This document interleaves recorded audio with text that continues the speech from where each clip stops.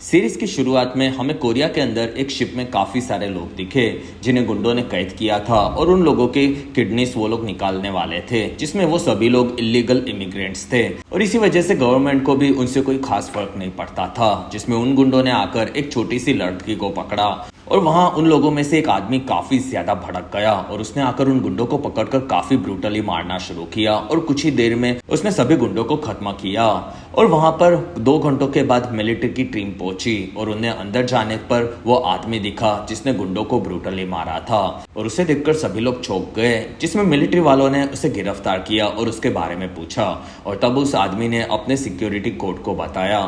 दूसरी तरफ कोरिया के NSI यानी कि नेशनल सिक्योरिटी इंटेलिजेंस डिपार्टमेंट में इस कोड को डाला गया, जिसमें वो कोड लॉक था और तब वहां पर ली नाम के एक ऑफिसर ने उस कोड के लॉक को हटाया और वहां पर ली ने देखा कि वो पकड़ा जाने वाला आदमी उन्हीं के डिपार्टमेंट से हैन जी ह्यूक नाम का एजेंट था, जो कि 1 साल पहले मर चुका था और उसे जिंदा देखकर ली चौंक गया। जिसमें ये चीज ली ने उनके बॉस कैंग को बताई और तब कैंग उनके डिपार्टमेंट के चीफ ऑफिसर से मिला, जिसमें उनके क्राइम डिपार्टमेंट के लीडर जीहू, उनके चीफ डोंग और एक दूसरे ऑफिसर चोई भी थे। और वहां पर कैंग कहता है कि हैन हमारे सबसे बेस्ट एजेंट में से एक था और उसने सीरिया में काफी सारे आतंकवादियों को ढूंढकर ब्रूटली मारा था और फिर हमने उसे चाइना में कुछ क्रिमिनल गैंग्स के बारे में पता लगाने भेजा, तब उसका काम वहां पर भी अच्छा था। और उन्हीं के एक मिशन के दौरान हैन और उसके 2 साथी चैड और पार्क मारे गए और हमें चैड और पार्क की लाश मिली थी लेकिन हैन की लाश नहीं मिली। लेकिन अब हमें हैन एक शिप पर मिला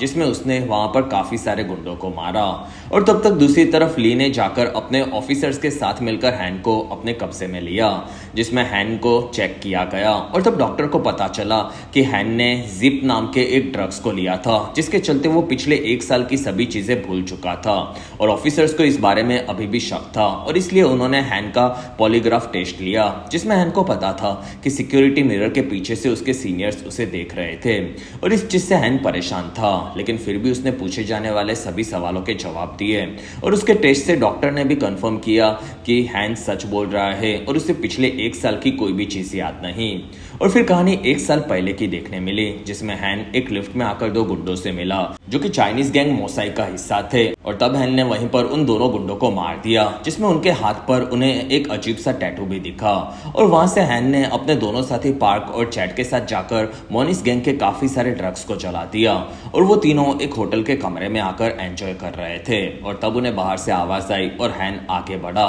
लेकिन ये चीज असल में एक याद थी जो कि हैन की आखिरी याद थी और उसे थेरेपिस्ट ने ये चीज प्रेजेंट में याद दिलाई और तब वहां पर हैन इस चीज से और परेशान हुआ और वो खुद की जान लेने गया। तब उसे उसके सीनियर कैंग ने रोक लिया, जिसमें हैन के इस बर्ताव से जीहू और कैंग काफी परेशान थे और वहां पर दोनों ने मिलकर हैन को अब आजाद करके उसके ठीक होने का इंतजार करने का डिसाइड किया। 2 दिनों के बाद हैन को आजाद कर दिया गया और तब वो अपने घर पर आया और उसे एक आदमी दिखा जो कि हैन को लगा कि शायद उसका पीछा कर रहा है और तब हैन ने उस पर नजर रखी, लेकिन वो आदमी अपने घर पे चला गया। और तब हैन ने अपने घर पर आकर अपने शरीर के घावों को देखा, जिसमें उसे उनके घावों के बारे में कोई भी चीज याद नहीं थी और वहीं पर उसका फोन बजा। और तब हैन आकर सीसू नाम की एक लड़की से मिला जो कि हैन के साथ NSI में पहले काम करती थी, लेकिन हैन को वो बिल्कुल याद नहीं थी। जिसमें हैन ने उसके हाथ में एक रिंग देखी और तब हैन को याद आया कि वो उसके साथी चैड की गर्लफ्रेंड थी और उसने हैन को मिशन पर जाने से पहले चैड और पार्क का ध्यान रखने कहा था। और तब वहां से हैन आकर अपने साथियों के बारे में देखने लगा जो कि उसके साथ आखिरी मिशन में मारे गए थे और उन दोनों के मरने के बारे में वो जानना चाहता था। साथ ही वो ये भी पता लगाना चाहता था कि उसके साथ मिशन में क्या हुआ, जिसके चलते वो पिछले 1 साल की सभी चीजें भूल गया। और वहां से हैन आकर जिम में वर्कआउट करने लगा और फिर वो जिम से बाहर निकला और तब हैन को पता चला कि एक कार उसका पीछा करके उस पर नजर रख रही थी और ये काम असल में कैंग का था। और फिर हैन अपने घर से निकला और उसने कार वालों को चकमा दे दिया, जिसमें उसने टैक्सी को एयरपोर्ट भेजा। लेकिन उन ऑफिसर्स को एयरपोर्ट जाने पर पता चला कि हैन बीच में ही उतर गया था और हैन एक पोर्ट पर आकर कैंग से मिला, जिसमें कैंग कहता है कि मैंने तुम्हें आजाद करवाया, जिसमें मैंने ही तुम्हें मिलिट्री से NSI में ज्वाइन करवाया था। और फिर कैंग ने हैन को उसकी पिस्तौल वापस दी जो कि उसके आखिरी दिखे गए स्पॉट पर मिली थी और वहां पर कैंग कहता है कि तुम अब वापस NSI ज्वाइन कर लो और तब हैन मान गया। अगले दिन हैन फिर से एनएसआई में आकर शूटिंग की प्रैक्टिस करने लगा, जिसमें वो अभी भी काफी बेस्ट था। और तब उसे वहां पर एक लड़की दिखी जिसका निशाना काफी खराब था और हैन ने उसके जूते देखे और फिर हैन आकर उसके बॉस ली से मिला, जिसमें ली कहता है कि हैन, क्या तुम्हें तुम्हारे पास्ट की कोई भी चीज याद है? और तब हैन ने मना किया और वहां पर हैन ली के पूछे जाने वाले सवालों से कंफ्यूज था, जिसमें ली ने हैन को उसकी नई साथी डैनी से मिलवाया। और तब हैन ने उसके जूते देखे और वो पहचान गया कि डैनी वही लड़की है जिसका निशाना काफी खराब था। और वहां से हैन और डैनी बाहर आए और तब वहां के बाकी ऑफिसर्स हैन को देखकर खुश नहीं थे, क्योंकि उन्हें शक था कि हैन ने ही अपने साथियों को मारा था। और हैन वहां से घर पर रात को बैठा था और तब उसे सामने वाली बिल्डिंग से लाइट से एक कोडेड मैसेज मिला और हैन ने उस मैसेज को डिकोड किया और तब उसे एक नंबर मिला जो कि एम मार्ट के शॉप के लॉकर का था। और हैन ने आकर उस लॉकर को ओपन किया और तब उसे एक पेन ड्राइव मिला, जिसमें हैन ने उस पेन ड्राइव को चेक किया और हैन को खुद का एक वीडियो मिला जो कि थोड़े महीने पुराना था। और उस वीडियो में हैन कहता है कि मैंने खुद अपनी 1 साल की पिछली मेमोरी को हटाया और उसका कारण एनएसआई का एक गद्दार है जिसने पूरे एनएसआई को गुमराह करके धोखा दिया। और हैन, अब तुम्हें कैसे भी जाकर उस गद्दार को एनएसआई में ढूंढना होगा। और ये वीडियो देखकर हैन चौंक गया। और अगर आप अभी तक इस वीडियो को एंजॉय कर रहे हो तो प्लीज इस वीडियो को लाइक, कमेंट और शेयर, साथ ही चैनल को सब्सक्राइब जरूर करें। और मेरा 10,000 सब्सक्राइबर्स का टारगेट आपको कैसे भी खत्म करना होगा। अगले दिन एक लड़का सड़क से जा रहा था और वो काफी ज्यादा ड्रग्स के नशे में था, जिसके चलते गाड़ी ने उसे उड़ा दिया, जिसमें ये काम मोसाई गैंग का था जो कि चाइना से ऑपरेट करती थी। और इस बारे में डैनी हैन से बात करने लगी, लेकिन हैन अभी भी उसके देखे गए खुद के वीडियो के बारे में सोच रहा था। और हैन को उसके ऑफिस में उन सभी बॉसेस पर शक था, जिसमें ली, कैंग और जीहू थे। साथ ही सीसू भी अब हैन की एक कमांडिंग ऑफिसर बन चुकी थी। और तब तक मौसूल गैंग से हमें जैक नजर आया, जो कि अब कोरिया में अपने गुंडों के साथ आया था और उसने आकर अपने कंपटीशन के ड्रग्स माफिया को मारना शुरू किया। और तब तक हैन अपने सभी साथियों के बारे में पता लगा रहा था जो कि उसके पास्ट के मिशन से जुड़े थे। और वहां पर हैन को उसके साथ एक मिशन में मरने वाले साथी वैन के बारे में पता चला। और वैन के मरने के बाद हैन को एनएसआई में कैंग ने भर्ती किया था और उसकी मुलाकात चैड और पार्क से हुई और उन्हें मौसूल गैंग के बारे में चाइना में जाकर पता लगाकर उन्हें खत्म करना था, क्योंकि वो लोग कोरिया में ड्रग्स के बिजनेस को काफी ज्यादा बढ़ा रहे थे। और हैन ने मौसूल गैंग में गिल नाम के अपने खबरी से मुलाकात की, जिसमें हैन ने गिल को अपनी तरफ कर लिया था। और गिल की जानकारी से ही हैन ने जाकर उन दोनों गुंडों को लिफ्ट में मारा था, जिसमें हैन को याद आया कि उसकी आखिरी मेमोरी के अंदर उसे जो मिलने आया था वो असल में गिल था। और तब तक कोरिया की मार्केट में जैक अपनी गैंग के साथ बिना डरे घूम रहा था, लेकिन एनएसआई की नजर उसी पर थी और उन्होंने ली के कहने पर जैक के साथ उसके ड्राइवर्स और कुछ गुंडों को पकड़ लिया। और तब जैक की गैंग में से एक आदमी ने पुलिस स्टेशन में फोन करके धमकी दी कि अगर जैक को आजाद नहीं किया तो हम लोग काफी सारे ऑफिसर्स को मार देंगे। और तब इस बारे में बात करने के लिए जीहू ने एक मीटिंग बुलाई और वहां पर उसने जैक के बारे में पूछताछ करने के बारे में पूछा। और तब हैन कहता है कि मैंने मौसूल गैंग के गुंडों को चाइना में काफी ज्यादा टॉर्चर किया था और मुझे जैक के बारे में भी पता है, जिसमें मैं उससे पूछताछ करूंगा। और तब वहां पर जीहू मान गई और हैन वहां से जैक के पास आया और उसने जैक को पकड़कर काफी ज्यादा पीटा और उसके शर्ट को फाड़कर उसके टैटूज देखे। और हैन कहता है कि तुम्हारे हर एक टैटू से तुम्हारे साथ हुई घटनाओं के बारे में और तुम्हारे क्राइम्स के बारे में पता चलता है, जिसमें तुम्हारे बाप ने तुम्हें बचपन में अब्यूज किया था और उसी के चलते तुम क्रिमिनल बने। और ये सच सुनकर जैक भड़क गया और उसने हैन पर हमला किया और तब हैन ने वहीं पर उसे पटक दिया। और तब तक बाहर जैक की गैंग ने एक ऑफिसर को मारकर उसके हाथ को पहुंचाया था, जिसमें अपने ऑफिसर्स की इस हालत को देखकर हैन भड़क गया और उसने आकर जैक को पकड़कर काफी ज्यादा पीटा। और तब इस चीज से ली हैन पर भड़क गया और वहां से हैन ने आकर जैक के दूसरे गुंडों को देखा, जिसमें उसे ड्राइवर सुई दिखा। और तब हैन ने सुई से पूछताछ की, जिसमें सुई काफी डरा हुआ था। और तब हैन ने उसे अपना नंबर लिख कर दिया और फिर हैन वहां से निकला, जिसमें हैन को पुलिस स्टेशन में काफी सारे लोग दिखे जो कि इलीगल इमिग्रेंट्स थे और वो खुद को कानून के हवाले करने आए थे। और तब हैन वहां से अपनी कार में आगे बढ़ा और वहां पर उसे डैनी का फोन आया और डैनी कहती है कि सर, मेरे एक साथी ने मुझे एजेंसी से बताया कि जैक के फोन में आपके फोटोज मिले थे और वो लोग आपके बारे में जानते थे। और ये सुनकर हैन चौंक गया और तब उसे उसके पुराने काम की फाइल्स को देखा और वहां पर उसे लिफ्ट में मरने वाले आदमियों के हाथों पर निशान दिखा और वही निशान उसने ड्राइवर सुई के हाथों पर भी देखा था। और तब तक पुलिस स्टेशन में 12 बजे और सभी इलीगल इमिग्रेंट्स असल में मौसूल गैंग के गुंडे थे और उन्होंने वहां पर ऑफिसर्स को मारना शुरू किया और फिर उन्होंने पुलिस स्टेशन पर कब्जा करके जैक को आजाद कर दिया। और जैक वहां से आगे आकर सुई से मिला, जो कि असल में मौसूल गैंग का असली लीडर था, और सुई ने जैक को वहीं पर काट कर खत्म कर दिया क्योंकि जैक के बारे में पुलिस ऑफिसर्स को पता चल गया। और हैन वहां से पुलिस स्टेशन जा रहा था और रास्ते में उसे कार में सुई दिखा और तब हैन ने अपनी कार सुई की गाड़ी को ठोक दी, लेकिन उन लोगों ने हैन का एक्सीडेंट करवा दिया और वो लोग वहां से निकल गए, जिसमें हैन की हालत काफी खराब थी। फिर भी वो पुलिस स्टेशन पहुंचा और उसने पुलिस स्टेशन की रिकॉर्डिंग्स देखी और वहां पर हैन को मौसूल गैंग के अंदर अभी भी गिल जिंदा दिखा और उसे देखकर हैन चौंक गया, जिसमें हैन ने हॉस्पिटल में खुद का एक्सीडेंट के घायल होने पर इलाज करवाया और उसने गिल से फिर से मौसूल गैंग के बारे में पता लगाने का डिसाइड किया। और हैन हॉस्पिटल से निकलकर जीहू से मिला और वो कहता है कि मुझे एक हफ्ते की छुट्टी चाहिए क्योंकि मैं घायल हुआ था। और तब कैंग चौंक गया क्योंकि उसे पता था कि हैन इस केस को आसानी से नहीं छोड़ेगा और वहां जीहू ने हैन को छुट्टी दे दी और वहां पर हैन ने अपनी गन और आईडी को रख दिया और वो निकला। और तब कैंग ने हैन के बारे में जीहू को बताया और तब जीहू कहती है कि मुझे पता है कि हैन छुपकर मौसूल के पीछे जाएगा और इस चीज से हमारा ही फायदा होगा।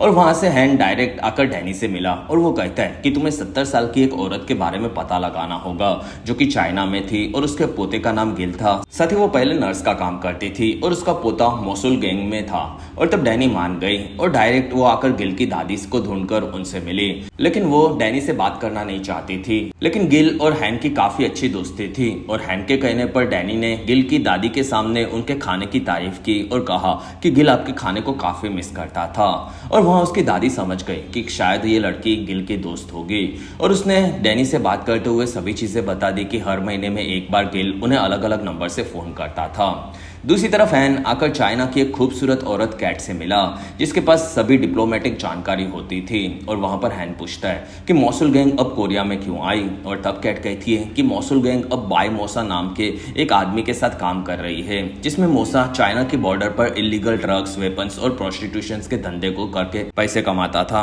और अब वो कोरियन पॉलिटिक्स को हिलाने के लिए आया है, जिसमें वो लोग मौसूल गैंग के साथ काम करते हैं और मौसूल अपने ड्रग्स के बिजनेस को यहाँ पर किसी जगह पर लाकर और आगे बढ़ाना चाहता है। और तब वहां से हैन आकर डैनी से मिला और तब डैनी कहती है कि मैंने गिल की दादी के पास से उसका नंबर निकाल लिया और उसके नंबर से मुझे एक लोकेशन मिली और तब हैन उस लोकेशन पर पहुंचा और वहां उसे गिल काफी सारे गुंडों के साथ मिला और हैन ने उन सभी गुंडों को पकड़कर काफी ज्यादा पीटा और गिल वहां से भागा। तब डैनी ने उसे बाहर मारकर गिरा दिया और फिर हैन ने आकर उसे पकड़ा और तब हैन कहता है कि गिल तुम मुझे देखकर भागे क्यों? और तब गिल कहता है कि तुमने मुझे धोखा दिया जिसमें मैंने तुम्हारी मदद की थी और फिर तुम गायब हो गए और मैंने तुम्हें बताया था कि मौसूल गैंग अब कोरिया में कुछ करने के लिए आने वाला था। और तब हैन को धीरे धीरे चीजें याद आने लगी और उसे याद आ गया कि उसके आखिरी मेमोरी में जो उसके घर पर मिलने आया था वो असल में गिल ही था। और हैन को वो नीचे मिला और वो कहता है कि हम लोग बहुत ही जल्दी कोरिया में जाएंगे और वहां पर मौसूल के कुछ अलग ही प्लान्स हो गए जो कि अभी तक मुझे पता नहीं चला,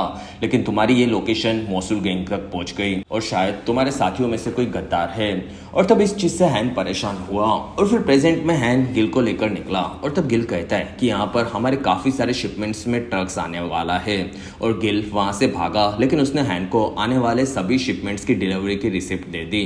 दूसरी तरफ ली को भी पता चल गया था कि जैक के फोन की जानकारी में हैन के फोटोज थे और तब उसने हैन के फोटोज को फेंक दिए और उन पेपर्स को कैंग और जीहू को दिखाया और वहां कैंग को शक हुआ और तब उसने फिर से जानकारी को अपने दूसरे साथियों के पास मंगवाया। दूसरी तरफ हैन को एक नंबर भी मिला और उसने उस नंबर के बारे में पता लगाने का काम डैनी को दिया और फिर हैन को अब उसके दोनों साथी चैड और पार्क पर भी शक होने लगा था और उसने उनके फोटोज को भी घर पर लगाए और वहां हैन को अब डैनी का फोन आया और वो कहती है कि आपका दिया हुआ नंबर एक कंटेनर का था जो कि अभी अभी डॉक पर पहुंचा होगा। और तब दोनों डॉक पर आए और वहां से हैन आगे बढ़ा और वो उस कंटेनर को ढूंढकर उसमें घुसा और तब हैन को उसमें एक बुढ़ा आदमी मिला और वो अकेला उसमें था और हैन बाहर आया और तब उसे वहां पर सुई गैंग के लोगों ने पकड़ लिया और उन्होंने गिल को मारने की धमकी दी और तब हैन ने सरेंडर कर दिया और वहां सुई ने आकर हैन को मारकर बेहोश कर दिया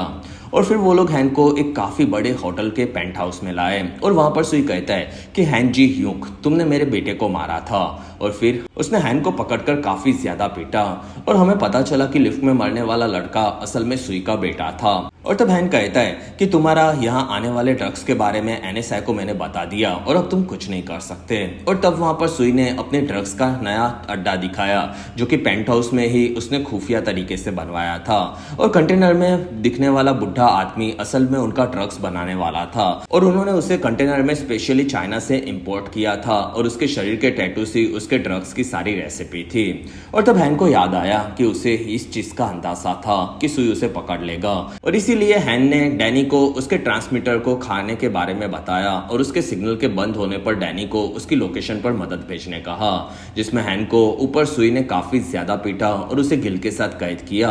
और तब हैन ने वहीं पर अपने ट्रांसमीटर को मुंह में तोड़कर बाहर फेंका और तब उसके सिग्नल के जाते ही डैनी ने वहां पर मदद मंगवाई। और तब तक ऊपर हैन आगे बढ़कर सभी गुंडों को पकड़कर मारने लगा, जिसमें हैन ने अकेले ही वहां पर सभी गुंडों को धो दिया और फिर वो गिल के पास आया, जिसमें गिल वहां पर काफी ज्यादा मार खाने से मरने वाला था। और वो कहता है कि तुमने मेरी मदद नहीं की और मैंने तुम्हारे इमरजेंसी नंबर पर फोन लगाया था लेकिन तभी भी किसी ने मेरी मदद नहीं की। और तब तक वहां पर डैनी भी आ गई और उसने एक गुंडे को मारा और वहां पर हैन ने देखा कि गिल मर चुका था। और तब तक वहां पर सुई अपने काफी सारे सामान को लेकर निकला और तब उस होटल में एक अनजान आदमी घुसा। अगले दिन मौसूल गैंग के ड्रग्स के अड्डे के बारे में सबको न्यूज में बता दिया गया और वहां हैन आकर जीसू से मिला और वहां पर उसने उसकी छुट्टी के खत्म होने पर पिस्तौल और आईडी को मांगा जो कि जीहू ने वापस कर दिए। और फिर हैन वहां से आगे बढ़ा और तब जीहू ने पेंट हाउस के सारे कैमरा फुटेजेस को देखा और उसे इस बारे में सब पता था और जीहू ने उन सभी फुटेजेस को डिलीट कर दिया।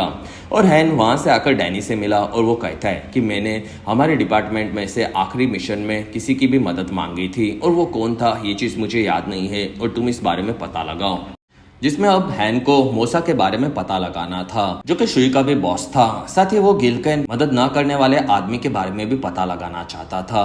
दूसरी तरफ हमें सैंग नाम का लड़का दिखा जो कि वैन का बेटा था और वैन के मरने के बाद डैनी ने सैंग की मदद पैसों की थी। और सैंग कहता है कि शायद मेरे पिता को किसी ने एनएसआई में मरवा दिया होगा और एजेंसी ने इस बारे में मुझे कुछ नहीं बताया। और तब डैनी कहती है कि तुम्हें सिर्फ अब अपनी पढ़ाई पर ध्यान देना चाहिए। और तब सैंग वहां से हाँ बोलकर निकला लेकिन एक जगह पर आकर उसने अपने कंप्यूटर से पूरे एनएसआई के सिस्टम को हैक कर लिया और वहां की सारी जानकारी वो निकाल रहा था। और इस बारे में पता चलने पर पूरा एनएसआई परेशान था और उन्होंने इस चीज को हैन के साथ बाकी ऑफिसर्स को बताई और फिर इस बारे में जीहू और चॉय को बताया गया, जिसमें पूरा काम वैन के कंप्यूटर से हुआ था, जिसमें वैन ने ही उनके सिक्योरिटी प्रोग्राम को डिजाइन किया था और अब उन्हें वैन के कंप्यूटर के साथ साथ सिस्टम को हैक करने वाले आदमी को पकड़ना था। और तब तक हैन डैनी के साथ सैंग के घर पर पहुंचा और वहां पर उन्हें सैंग नहीं मिला, जिसमें डैनी कहती है कि सैंग मेरा दोस्त है और ये काम शायद उसी का है। और वहां उन्हें चानी नाम की एक रिपोर्टर का कार्ड मिला।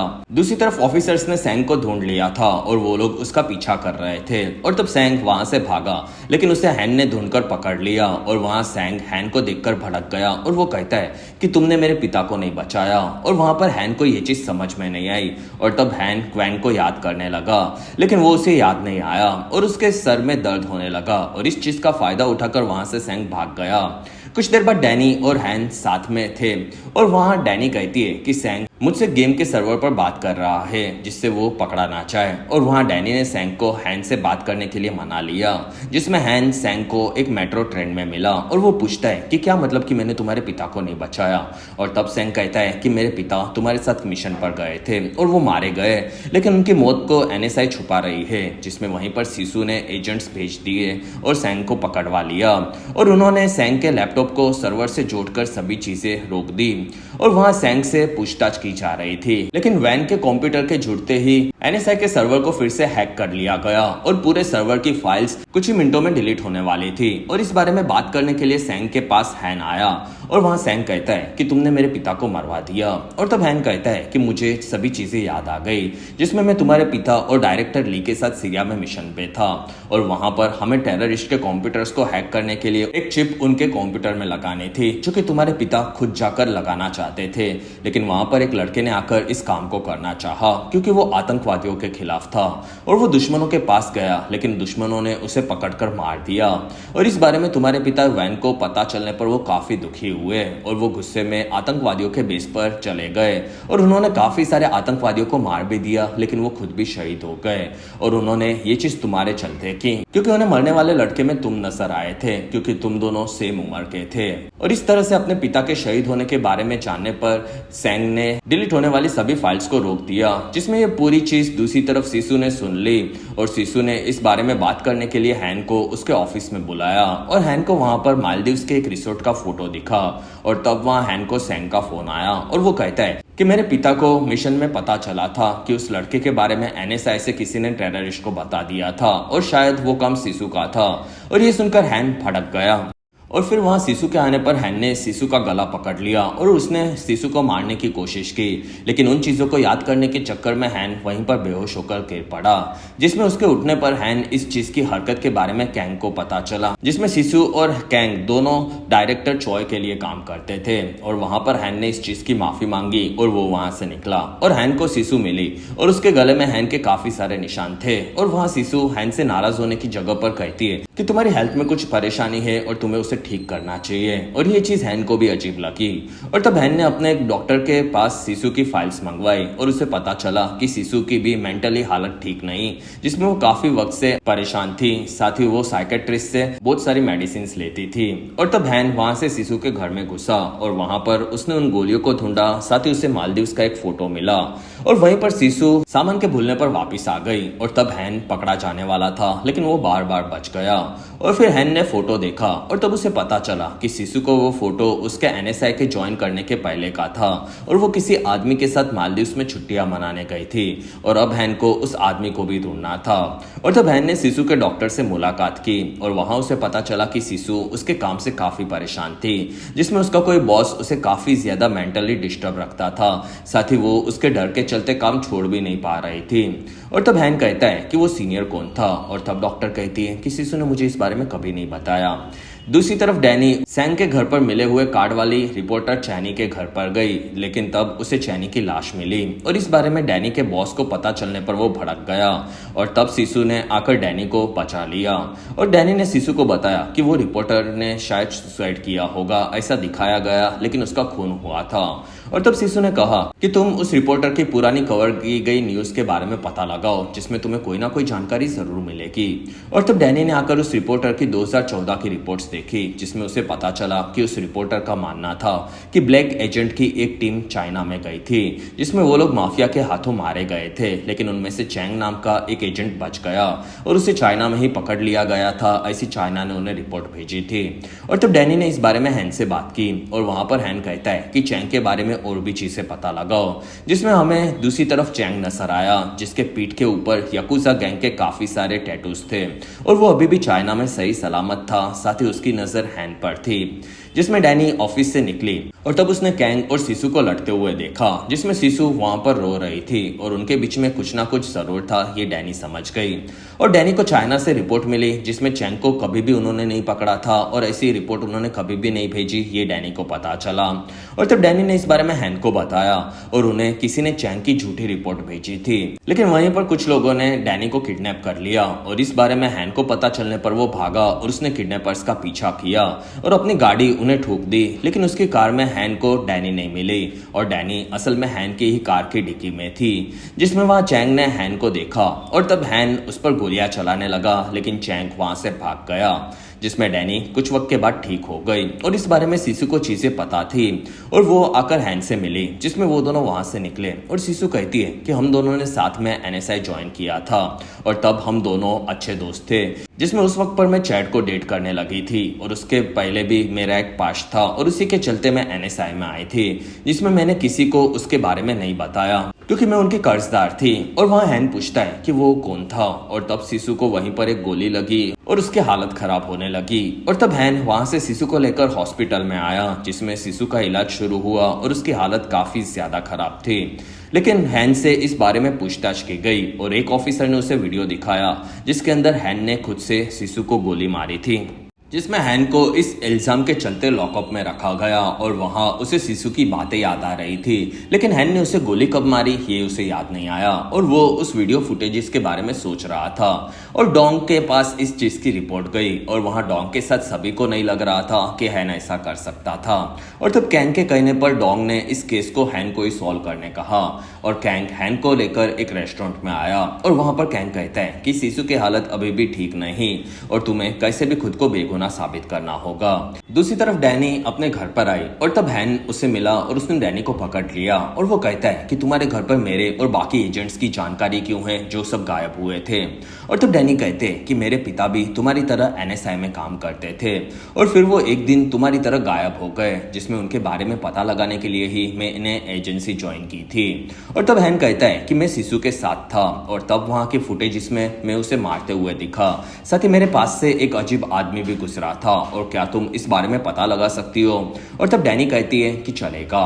अगले दिन हैन आकर सिसु को लगने वाली गोली की जगह देखने लगा और तब तक डैनी ने उसके आसपास की सभी सीसीटीवी फुटेज निकाल ली और उसमें डैनी पर गोली चलाने वाले आदमी को उसने ढूंढ लिया। और फिर डैनी अपने डेस्क पर आई और तब उसे एक नंबर लिखा मिला और डैनी ने उस नंबर से अपने डेटाबेस में चेक किया और तब डैनी को एक प्रोजेक्ट के बारे में पता चला जो कि डीप फेक का प्रोजेक्ट था और उसे यूज करके किसी भी कैमरा फुटेजेस को बदला जा सकता था और इसी तरह से हैन के चेहरे को यूज करके किसी ने उसे फंसाया था। दूसरी तरफ हमें चैंग नजर आया और उसने सुई को पकड़ लिया था और वो उसे मोसा के बारे में पूछने लगा और तब सुई कहता है कि मुझे उसके बारे में कुछ नहीं पता और तब वहीं पर चैंग ने सुई को मार दिया। और तब तक हैन ने सिसु के कातिल को ढूंढकर काफी ज्यादा पीटा और वो दोनों लड़ने लगे, लेकिन कातिल के हारने पर उसने अपने मुंह में साइनाइड खा ली और वो वहीं पर मारा गया। और तब तक हैन ने उसके फोन से डैनी को एक औरत का फोटो भेजा जो कि मरने वाली रिपोर्टर डैनी की सगी बहन थी। साथ ही वो किलर चैंग के लिए ही काम करता था जिसमें ये सभी चीजें किसी तरह से कनेक्टेड थी